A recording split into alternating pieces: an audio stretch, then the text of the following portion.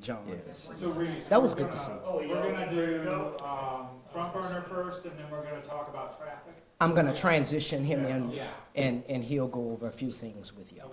All right? Is everybody hot? Okay, I'm rolling. All right, Everybody good? Karen? let me just get a quick focus. Everybody good? Yeah. Focus? Really? Yeah, I do that. You do that. All right, Reese. Everybody good? Okay. Each week, we spotlight the city's most dangerous offenses, most wanted offenders, and the most urgent cases as we ultimately want to reduce crime and enhance public safety. That's why Front Burner Fridays was first created. Earlier this month, this platform led to the capture of Derek Groves, the escaped inmate that had been on the run since May of 2025. That arrest shows exactly how powerful this partnership is between the police, the media, and the community. 3 voices, 1 mission in order to make our streets a safer place. These are the wanted offenders on the front burner this week. 24-year-old Joseph Scott. Scott is wanted on charges of second-degree rape, domestic abuse battery, and domestic abuse battery by strangulation. Detectives say that in March, a woman reported being sexually and physically assaulted by Scott inside of a Canal Street hotel room. His last known address was in Marrero. 19-year-old Kedrick Damon Jones. Jones is wanted for business burglary. Detectives say Jones attempted to pry open an ATM at a business on Reed Boulevard last year and injured himself in the process. He left behind a trail of blood. DNA evidence has since then linked him to that crime. 40-year-old Floyd Blue. Blue is wanted for simple robbery, acts of domestic violence, extortion, and unlawful disruption of a school. Blue is accused of attacking a woman on St. Philip Street, stealing her bag, and threatening to shoot up her place of business before fleeing in a blue Honda CRV.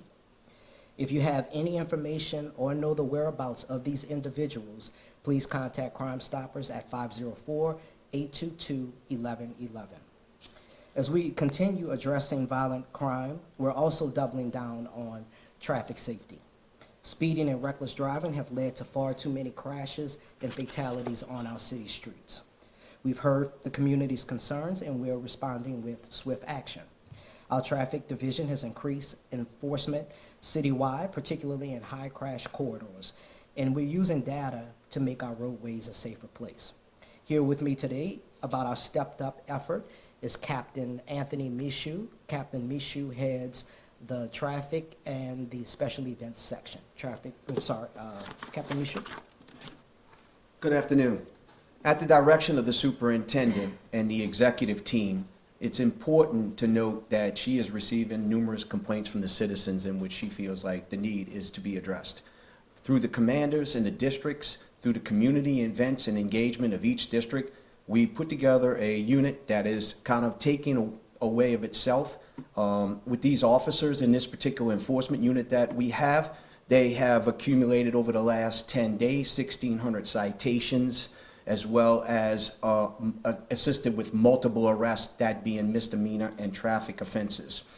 We are seeing far too many crashes with inattentive drivers, distracted drivers, as well as the times have changed. So we're averaging over 450 hit and runs a month. That is a priority that we need to slow down and stem down, and we're doing our enforcement to try to curtail bad driving habits. With that being said, the unit that is in the engagement of enforcement at the direction of the superintendent has at least written 400 citations per officer over the last 10 days, and we will continue that effort to try to curtail bad driving habits. We do want to minimize our crash load, which is causing a burden on the officers not being able to respond to other calls, which would mean district roles that are vital to everybody's safety. So in order to do that, we think that by enforcing these laws and here in the community, outburst is what we're doing. We're hitting school zones on a regular basis. And as you know, our cameras aren't up and running yet. So we're going to use our manpower to do what we can to try to curtail those bad driving habits. So we're in school zones. We're working in every district, and we're working with every captain and every community leader that is asked for that help. With that being said, we're trying to touch everyone and everywhere we can, so we will be in those areas and you will see enforcement being done. any questions about any of that. I think one thing that I've noticed a lot lately, and I guess you can ask anybody here, because we're on the streets too, all the time. Right. And the biggest thing that I've noticed, a huge trend since COVID, is that you have the plate covers that block, and now they're tinted. And a lot of times, you get behind someone, they don't even have a license plate. What is NOPD or traffic, how can traffic division take care of that issue? Right, so understand, it's not just a traffic division issue, but we are directly enforcing those particulars. We're doing saturation patrols. We're looking for those violations. That may be a primary offense. You cannot have a tenant cover where your license plate is unreadable. You cannot have those distorted plates so that you cannot get crime cameras or camera citations. So we are citing, so that's another citation on top of what it would be if you were to be stopped for speeding. So it is an enhanced enumerated offense that we use in the course of our enforcement action. So where if we do stop you for a seatbelt, we stop you for speeding, we stop you for any of the violations in which we do, we will add to that violation as being part of a citation that'll go through the court system for a judge to adjudicate. Anything about special events? We had something this weekend somebody was going to ask about that. Yeah, I didn't know whom I was going to ask for. Yeah. There's a question about the Trevay Gumbo Fest security and how will y'all work around the overtime pay concerns? So the Tremay Gumbo Fest is happening this weekend along with several things. We have a 5K corporate run. We have a Veterans Day parade in Lakeview. All of that's being coordinated through Office of Police Secondary Employment. That is going to be done as a detail. The district commanders understand, and each one is fully aware of what the events are going on in their district, and they allocated their resources on regular working to be able to coordinate with making sure that the public's safe during those events. So we are not using overtime for that particular situation, and nor has it been projected to be used.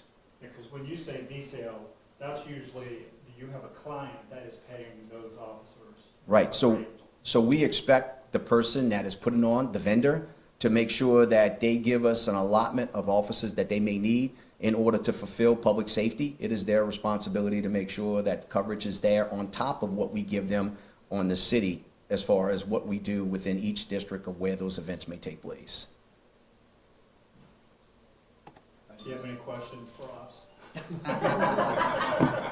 I think Go ahead, buddy, it's your time. well, I mean, we do want to speak, and I think it's a public safety component that we always want to put PSA, and Reese does a great job, and the superintendent expressly wants things mentioned.